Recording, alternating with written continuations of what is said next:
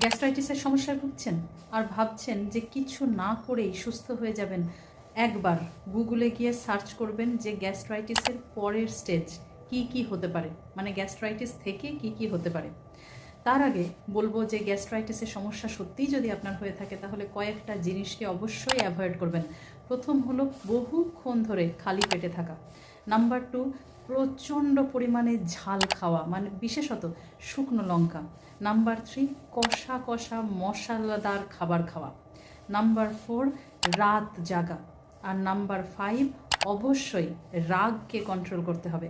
তার কারণ যত বেশি রেগে যাবেন, যত বেশি এক্সাইটমেন্ট, তত বেশি করে আপনার nervous stimulation, specially vagus nerve, আর সেখান থেকে অ্যাসিড সিক্রেশন আরও বেশি। আর অ্যাসিড মানেই কি, আপনার স্টমাকের যে লেয়ার আছে তার তো ক্ষতি হতে বাধ্য, হয়েছেই সেই কারণে, তো আরও বেশি করে ক্ষতি হবে। সেই জন্য অবশ্যই রাগকে কন্ট্রোল করুন আর ভালো থাকুন।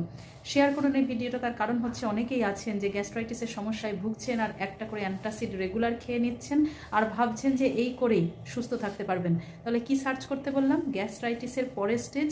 আর যারা অ্যান্টাসিড খাচ্ছেন তারাও সার্চ করে নেবেন যে side effect of antacid. Thank you.